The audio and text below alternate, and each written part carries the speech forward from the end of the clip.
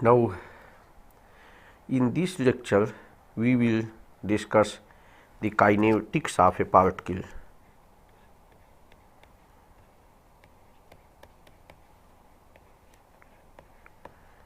We have already studied kinematics of a particle, in which we obtained the velocity of a particle by differentiating its displacement vector, acceleration by differentiating the velocity vector.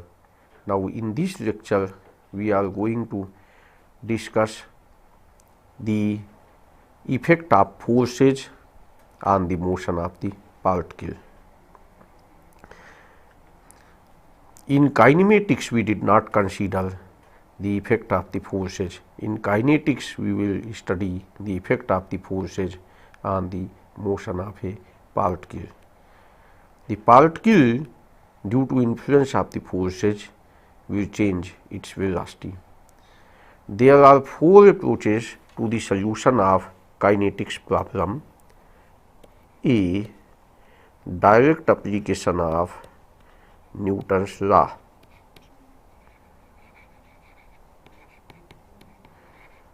Direct application of Newton's second law.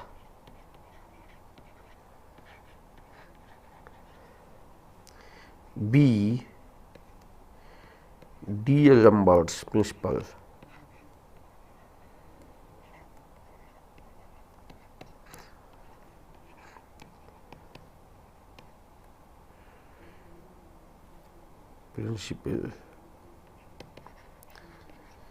C. Use of work and energy.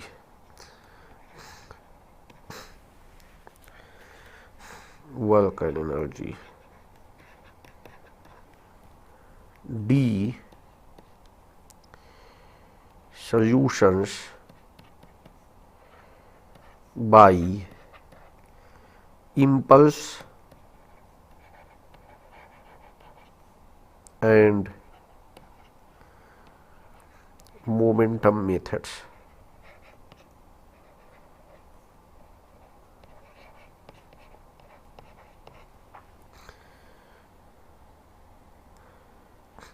Now, we discuss these one by one.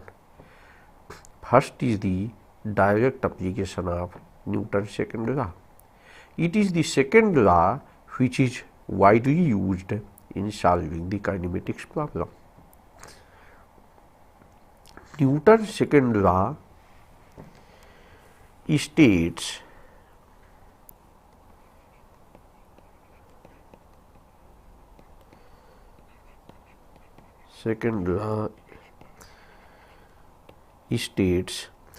the acceleration of a particle is proportional to resultant force acting on it and is in the direction of this force. So, this is a vector equation, that is F is equal to m, where m is the mass of the particle, x is scalar, but a is the acceleration vector. So, F is equal to m into a. We keep on using this law widely. However, the relation can be verified only experimentally.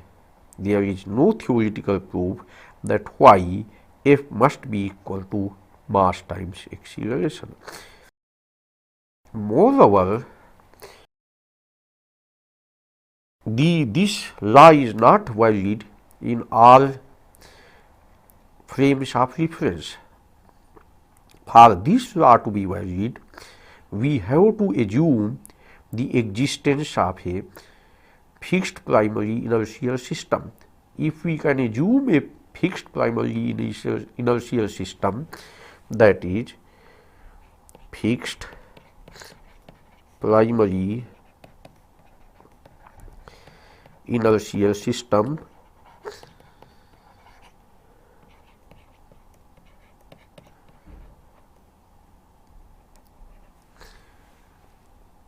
this is an imaginary set of reference axes that are assumed to have no translation or rotation in space. So, assume that I am having O is a point here, this is x, this is y, this is z. This axis system is totally fixed. It is the central point O does not move at all. X, y and z axis does not rotate at all. If we can find out such reference system, this is called primary inertial reference system. This system is, of course, will have to be called imaginary, because we cannot find out for sure a reference system which is not moving. If we are sitting in a room, we can draw the axis x, y, z. We will see that these axes are not rotating. However, if we observe outside the earth in the space, we see since the earth is rotating, therefore the axes are also really rotating. So therefore it is difficult to find out this thing, but for all practical purposes we can in solving the problems of machines, we assume that earth can be considered as the primary inertial system. Now, this F is equal to ma is valid only in the, it's solely valid in the primary inertial system.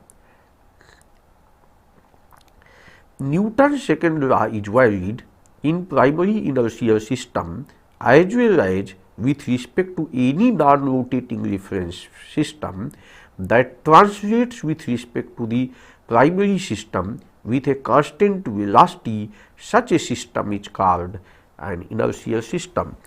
So, if this is a primary inertial system, this is also valid here. This is x dash, y dash, z dash,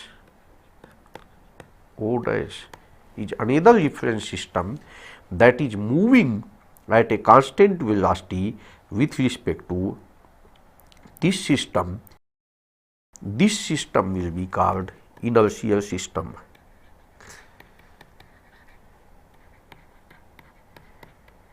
If this x dash, y dash, z dash system is rotating with a constant angle, even at a constant angular velocity with respect to x, y, z, this will not be called inertial system. So, for inertial system, the reference system x dash, y dash, z dash has to move with a constant velocity or be stationary with respect to x, y, z. So, therefore, the Newton's second law is valid in the inertial reference system, only that type of thing. Now, Newton has provided 3 laws in his book Philosophia Naturalis Principia Mathematica in 1687. These 3 laws can be in a very crude manner, they can be stated like that. First law, an object in motion will remain in motion unless acted upon by another force. Second is force equals mass times acceleration. Third is that for every action there is an equal but opposite reaction. You have been using the first law and third law in solving the problems of statics also, because the first law will require that if the body has to be at rest, then the net forces acting on that will be 0. The second law, second law was not used in solving the statics problem. Third law says that there has to be equal and opposite reaction that you have used in solving the truss problems. If a truss member applies a force at another member, the equal and opposite force is applied on it by the second member. These laws, in a more sophisticated manner, they can be stated as the first law: if no external force acts on a particle, then it is possible to select a set of reference frames called inertial reference frames, observed from which the particle moves without any change in velocity. So, the first law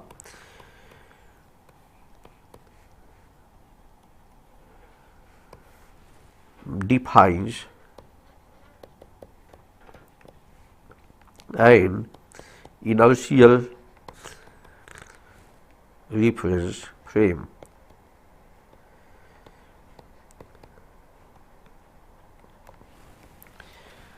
If no, first law says if no external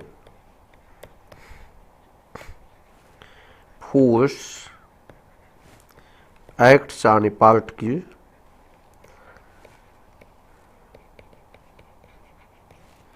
then it is possible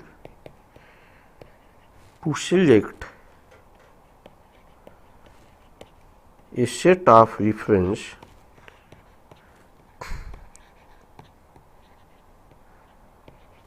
frames called inertial reference frames, observed from which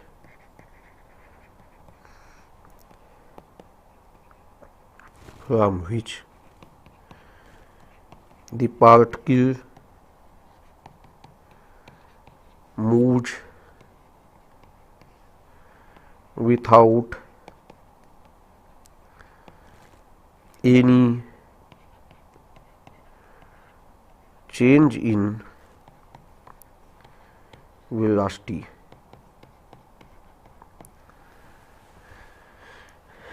That this statement that it is possible to select a set of reference frames called inertial reference frame, observed from which the particle moves without any change in velocity, indicates that there are other reference frames about which the particle may move without the application of the external force.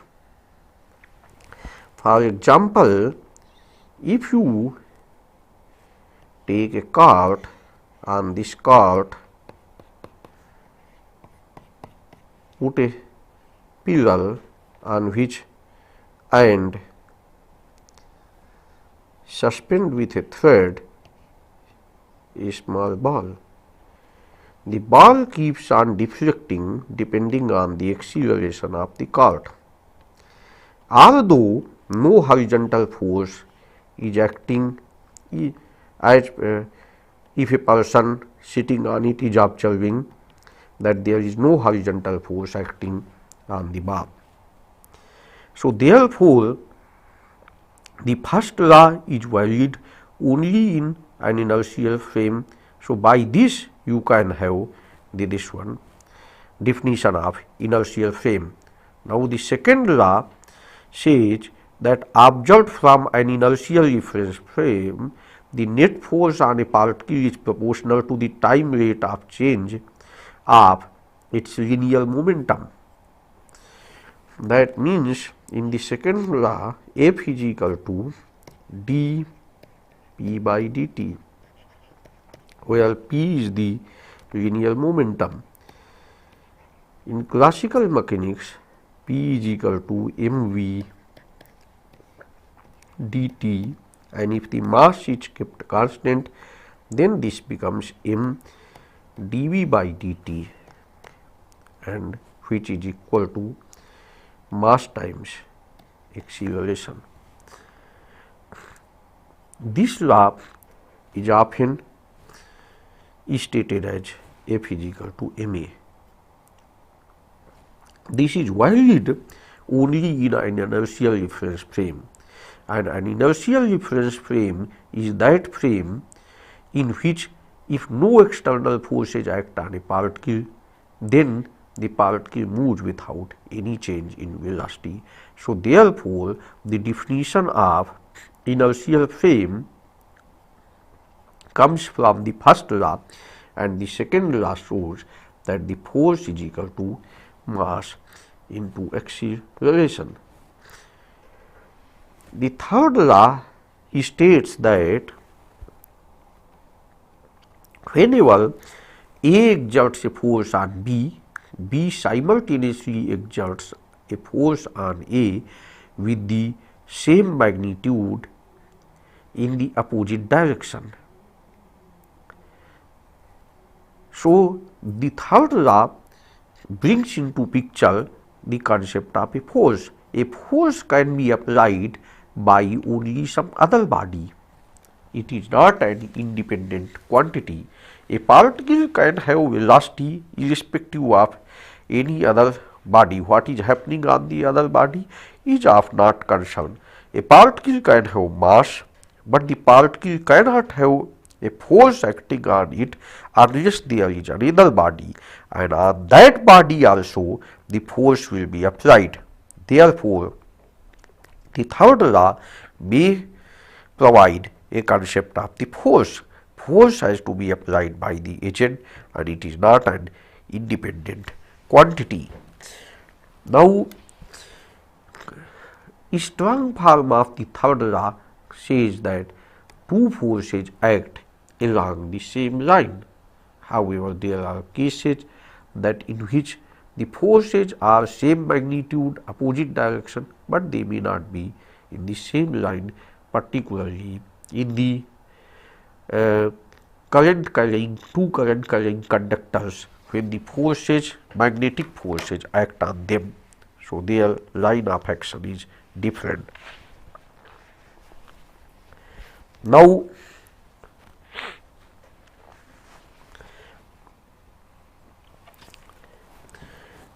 these in the stating of these laws, there have been certain changes compared to the original laws. So, that means these laws have been put in a refined language over a period of time. Now, this first law originally was stated something like this: an object at rest will remain at rest unless acted upon by an external and unbalanced force. An object in motion will remain in motion unless acted upon by an external and unbalanced force. This law is also called law of inertia. It is our common observation that an object at rest remains at rest unless acted upon by an external and unbalanced force. However, we have it is to see in a subtle manner that an object in motion will remain in motion unless acted upon by an external and unbalanced force. It is not possible to avoid the forces on a moving body. When a body moves, then there are friction, there are wind resistances. So, really that this has not been, any experiment has not been done which shows that a body keeps on moving unless acted upon by this thing. Then Second law was stated as the rate of change of momentum of a body is proportional to the resultant force acting on the body and is in the same direction. The exact original translation was like this: the alteration of motion is ever proportional to the motive force impressed and is made in the direction of the right line in which that force is impressed. If a force generates a motion, a double force will generate double the motion. A triple force triple the motion, whether the force be impressed altogether and at once or gradually and successively, and this motion being always directed the same way with the generating force. If the body moved before is added to or subtracted from the former motion according as they directly conspire with or are directly contrary to each other or obliquely joined when they are oblique, so as to produce a new motion compounded from the determination of both. Here one has to see that the Newton has used word motion instead of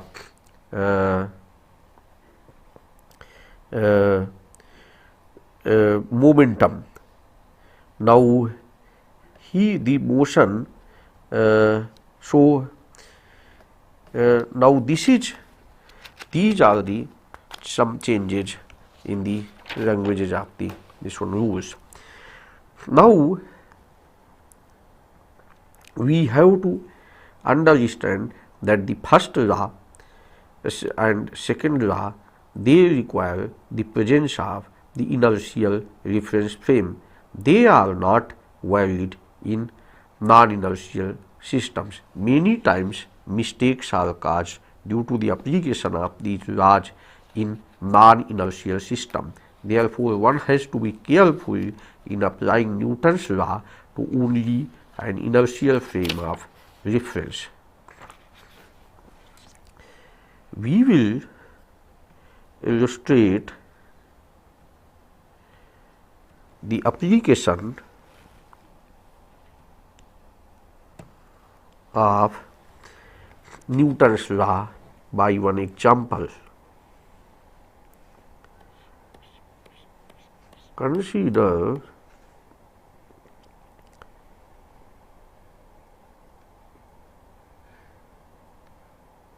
pulley mass system.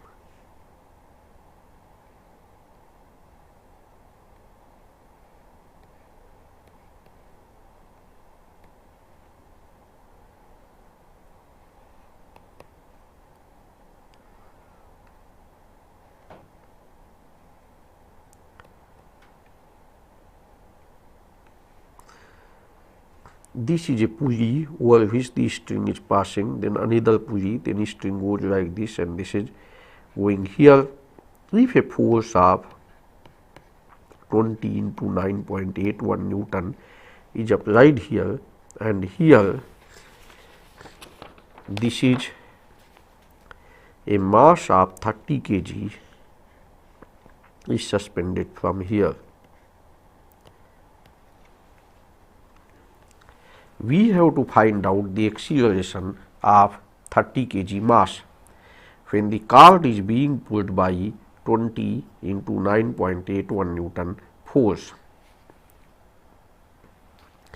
We neglect friction and the mass of the pulley and then make the free body diagram of 30 kg mass as well as pulley attached to it. Tension in the card will be everywhere equal to 20 into 9.81 Newton because there is no friction present. So, making the free body diagram, we get of the pulley, we see a 30 kg mass is acting here, force is acting here. So, 30 kg into 9.8, that will be the force. So, 30 kg 30 into 9.81 Newton. T is like this is T. Upward force in this case is 2T.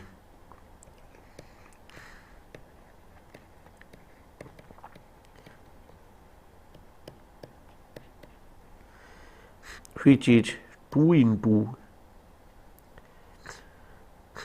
20 into 9.81. Downward force is 30 into 9.81. Therefore, net force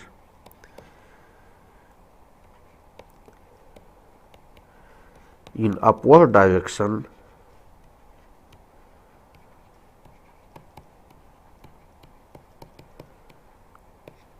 is equal to 40 into 9.81 Newton minus 30 into 9.8 Newton is equal to 10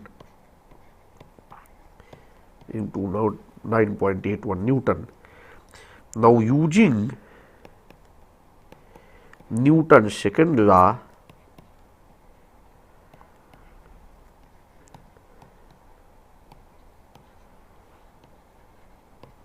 vertical acceleration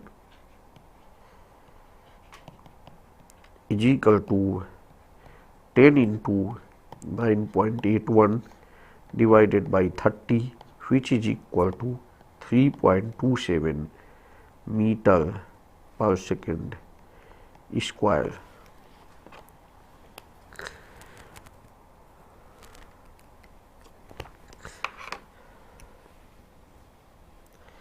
If instead of applying 20 into 9.8 Newton force like this here, if we hang a 20 kg weight from the free end of the string, will the acceleration be same as before? Intuitive reasoning shows that it will not be, because the extra mass has been attached, which will you have to need some force to accelerate that mass as well. Let us try to solve this problem.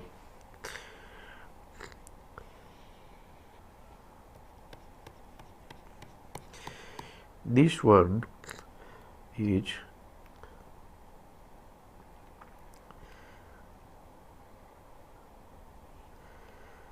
and this is pulley here,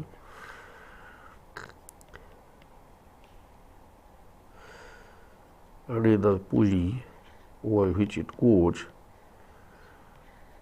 and then this is 20 kg. This is 30 kg.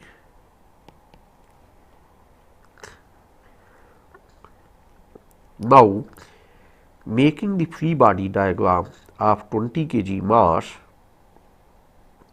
we see that 20 kg mass is subjected to force 20 into 9.81 Newton due to gravity and a force T on upward. Now, minus T plus 20 into 9.81 will be equal to 20 into acceleration of the mass of 20 kg. What is the acceleration of the mass of 20 kg? If the acceleration of 30 kg mass is A, the acceleration of will be 2A.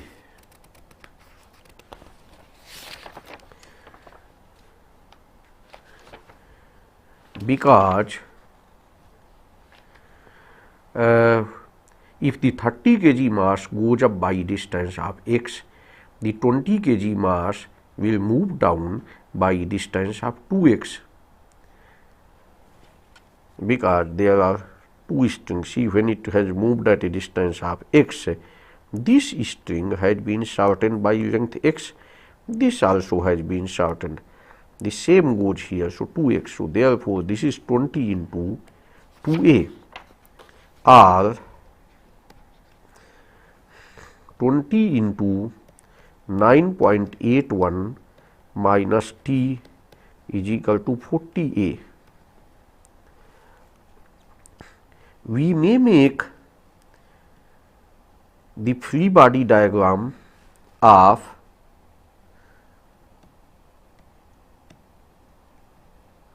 (30 kg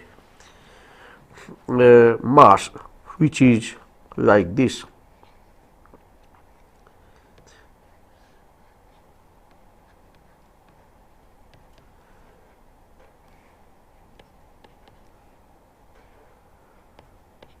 That is 2t minus 30 into 9.81 is equal to 30a. Solving these two equations, that is one equation 20 into 9.81 minus t is equal to 40a, other 2t minus 30 into 9.81 is equal to 30a, we get 10 into 9.81 is equal to 110a, or a is equal to 9.81 by 11 is equal to 0.892 meter per second square. So, we see that the acceleration has got quite reduced. Similarly, we also will see that from the previous slides that in this case t will be equal to 20 into 9.81 minus 40a. So, this will create reduction in tension in a way that then the particle 30 kg mass will experience lesser tension because of the presence of this thing. Now, so this is like that. There can be various examples of applying Newton's law. Now, we discuss another principle that is called D'Alembert's principle.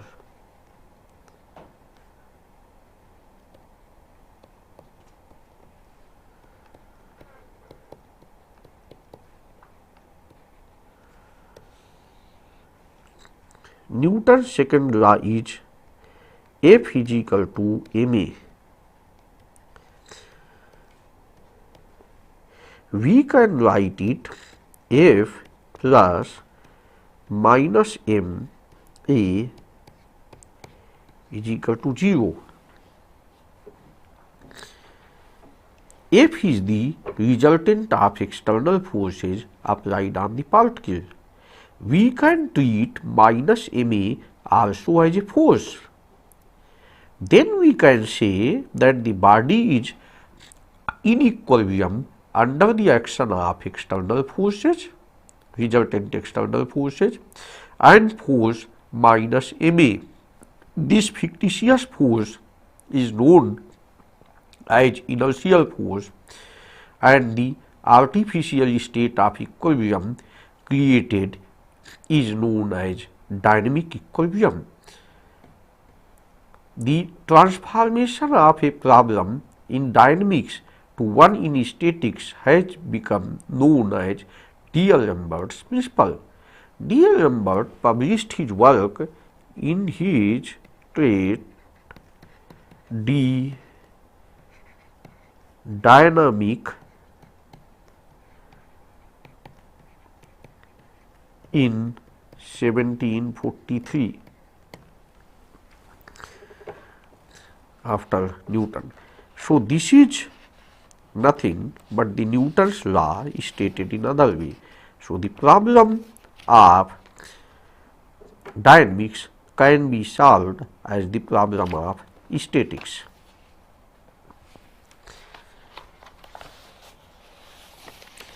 This minus ma can be called as inertia force.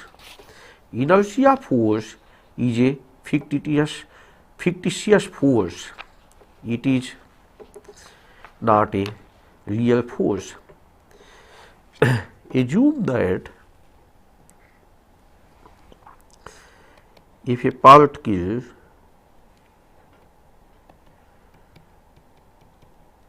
is rotated by in a horizontal plane by means of a string. For an external observer, the particle is moving and it has a centripetal acceleration v square by r. There is a tension T which pushes the particle towards center.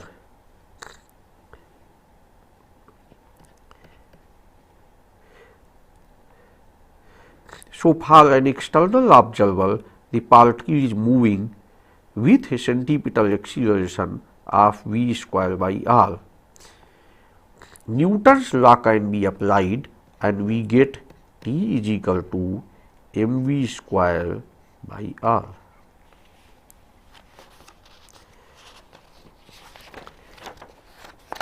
Now, suppose the observer is sitting in the particle itself. For him, the particle is not moving, but he is seeing that particle is being pulled by a force T. Thus, he will feel that there is an outward force that is balancing this force. This fictitious outward force is called inertia force. So, therefore, particle is balanced due to presence of T and minus mv square by r is equal to 0.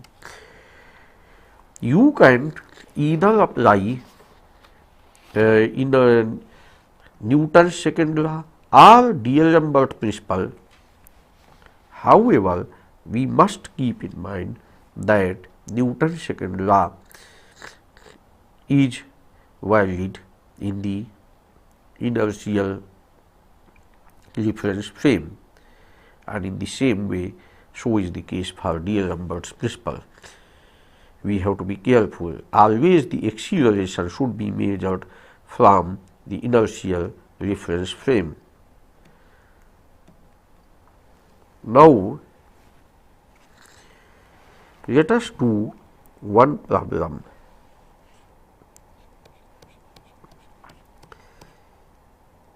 Suppose you have a cart of mass m, small m, and which there is a crate of mass m. It is being pulled by force P. The coefficient of friction between the crate and cart is mu and 1. That means coefficient of friction here is mu 1. Coefficient of friction between the cart and the road is mu 2. Find out the maximum value of force P such that crate do not slip. Determine the maximum allowable magnitude of P and the corresponding acceleration of the cart. Now, we make the free body diagram of the mass, big mass m. Now, if we make the free body diagram of the mass m, we see that it is subjected to force due to gravity, that is mg. Then the vertical reaction which is put by the cart on it that is N. Then there is no force acting in the horizontal direction here, there is only a friction force which may be in this direction, that is F, and then there is a force, then it is accelerating, therefore I can put it inertia force as ma opposite to the acceleration, because if the acceleration is in this direction, so inertia force is ma. F is equal to, now we can apply D'Alembert's principle and consider the static balance of this. We have to understand that here the acceleration A has to be measured with respect to the ground, which can act as inertial reference frame, not with respect to the particle m or cart m. With respect to cart m, the acceleration is 0. So, applying where frictional force, vertical force balance gives N is equal to mg. Friction force F is equal to mu1 times N, applying the Coulomb's law, which is equal to mu1 times mg. If you balance these two forces, F is equal to ma, that means mu1 mg is equal to ma, thus A is equal to mu1 g. So, this is the maximum possible acceleration of the cart, which can take the mass, big mass m without slipping. Now, from the free body diagram of the crate plus cart,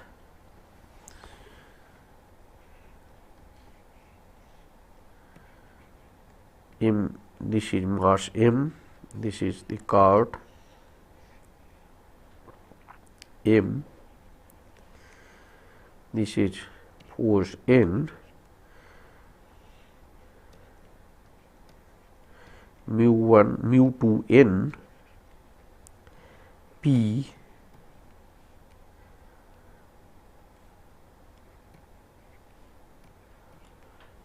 this is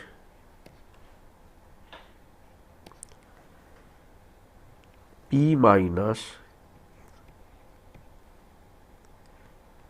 mu2 m plus m g minus m plus m into A equal to 0. This is MA, MA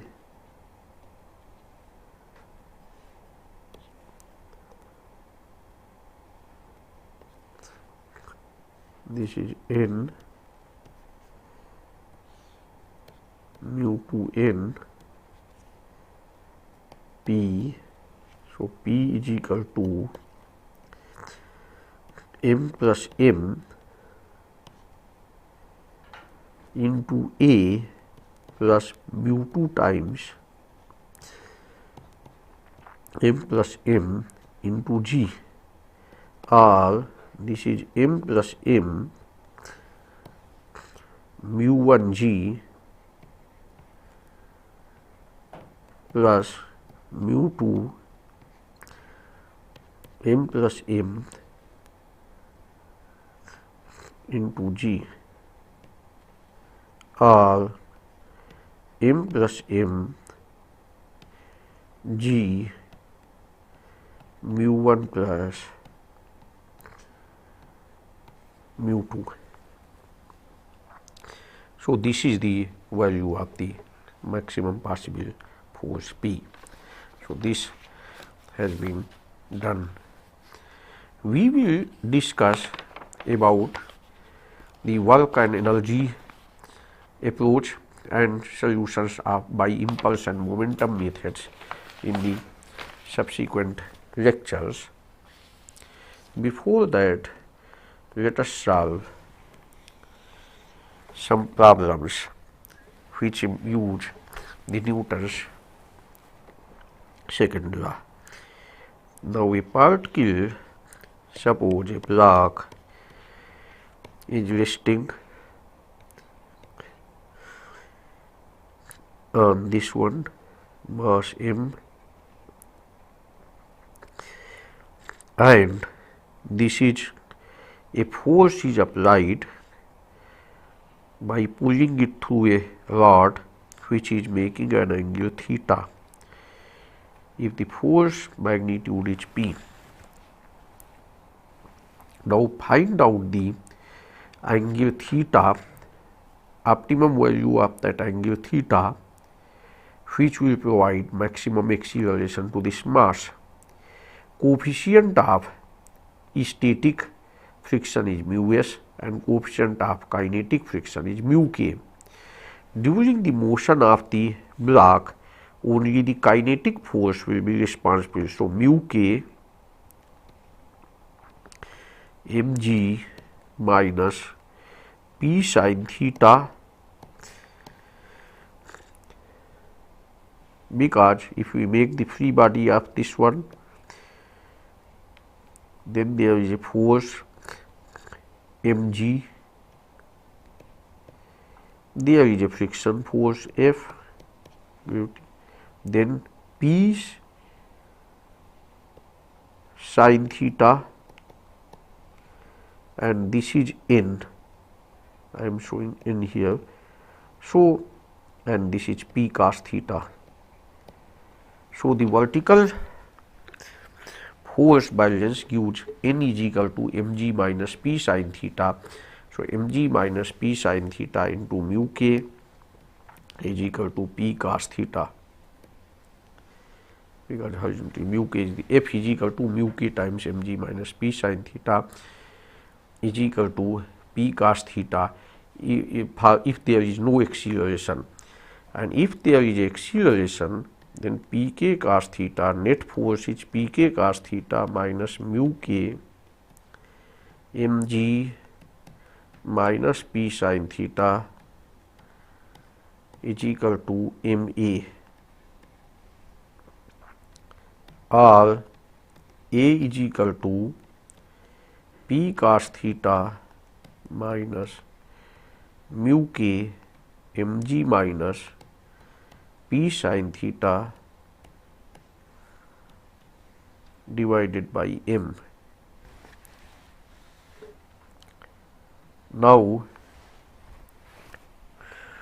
therefore, the acceleration is dependent on theta. Acceleration is a function of theta in this case.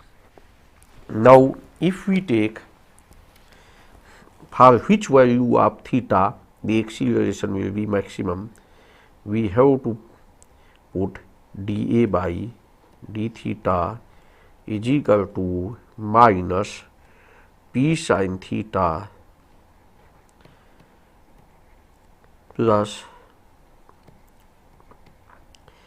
mu k P cos theta divided by m equal to 0, which gives tan theta is equal to mu k. So, when tan theta is equal to mu k, at that point that the acceleration is actually that maximum.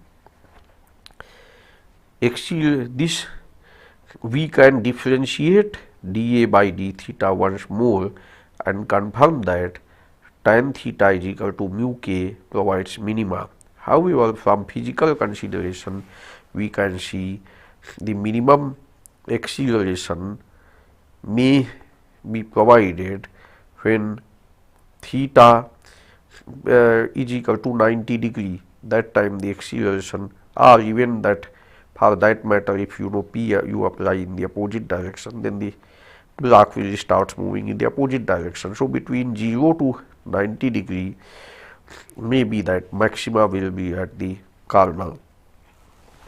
That means theta equal to 90 degree. Now let us see another problem, that if there is a block 20 degree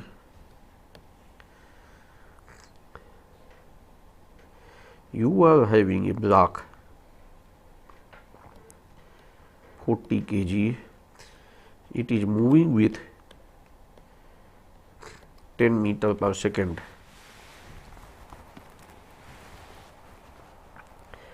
Then this is, you have to find out the acceleration of the block if mu s is equal to 0.4 and mu k is equal to 0.25. Mu s is the static coefficient of friction which decides when the particle is equilibrium. Mu k is the kinetic coefficient of friction, so it should be used when the particle is moving. Now in this case, the net force along this direction, how we can find out? This is, let us, if we make a free body diagram of 40 kg mass, we will get reaction, normal reaction of the plane as n, then its weight is acting vertically downward, that is 40 into 9.8. Now there is a friction force which is opposing its motion, that is this F. Now n, since there is no motion perpendicular to the plane, therefore n is equal to 40 into 9.8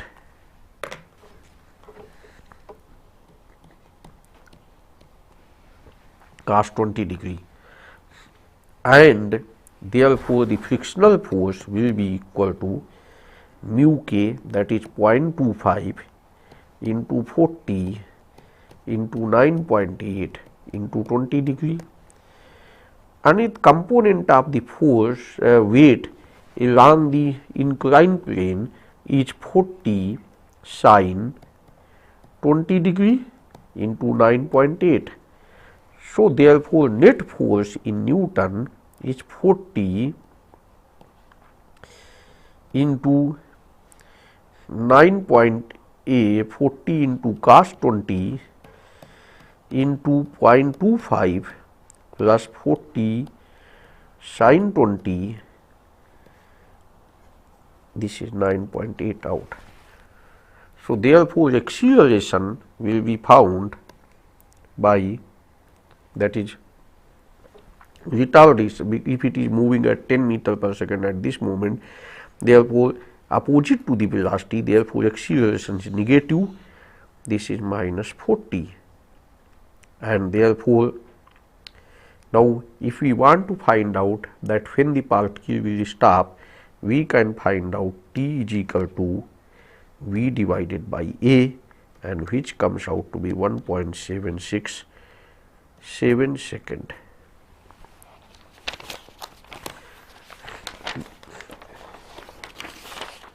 We can also find out the distance traveled by the particle before it stops by d is equal to v square by 2a.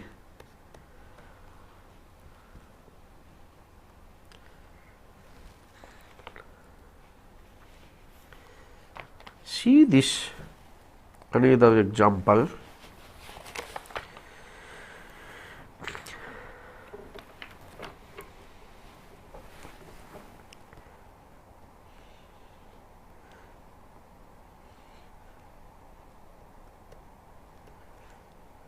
This is a cart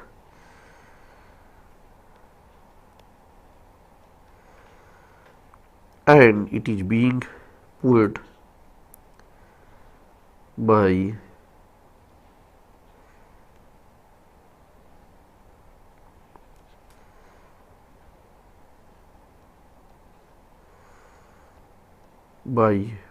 string.